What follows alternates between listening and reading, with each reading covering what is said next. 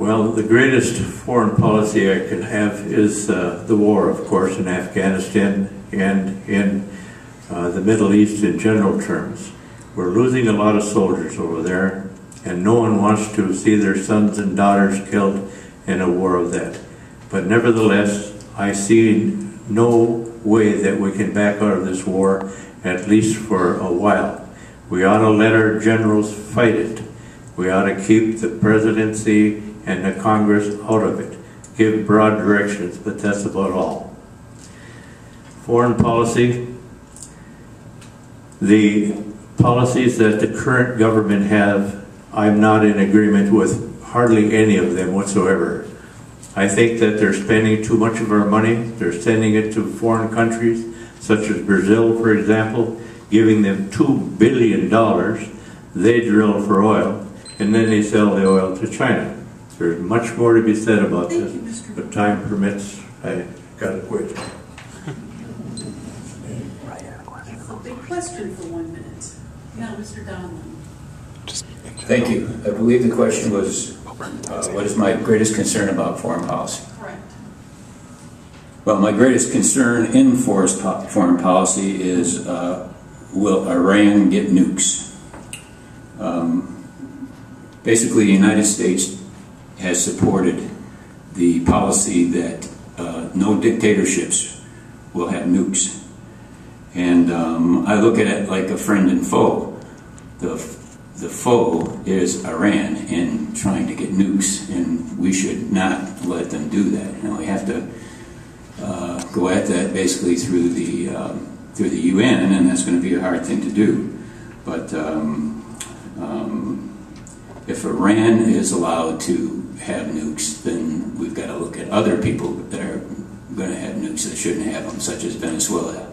So that's what I believe is the greatest threat and issue facing our foreign policy. Thank you. And Mr. Stillings. Thank you. Not to minimize Afghanistan, Iraq, Korea, or Iran for that matter, but the biggest threat we have, the largest problem we have in foreign policy is the fact that our foreign policy is not rationally based.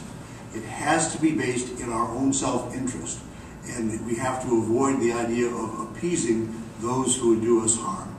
The idea of going to the UN to ask permission to do anything in our own self-defense or to do anything in our own self-interest is just abhorrent to me. We're big guys. We can stand up on our own. We make our own decisions, and we have to borrow something from Teddy Roosevelt. Walk softly, carry a big stick. Let the world know that it's a good thing to be America's friend, that we're not going to leave them in the lurch as we've been doing for the last 40 years.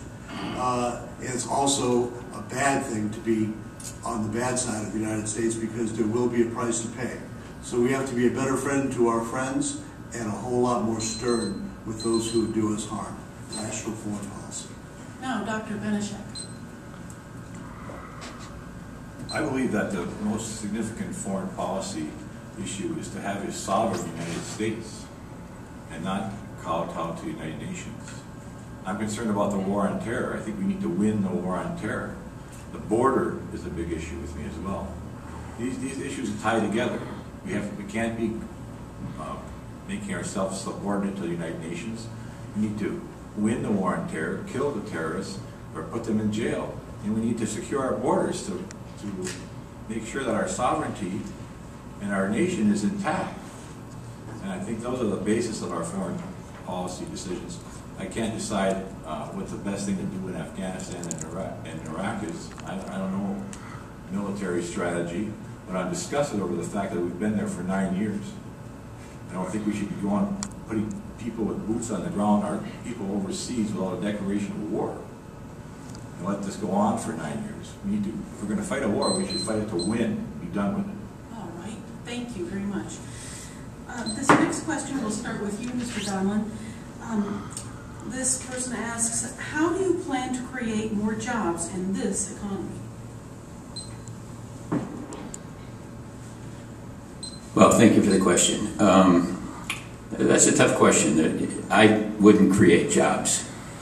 I could merely support the creation of jobs. And in particular in Michigan, I would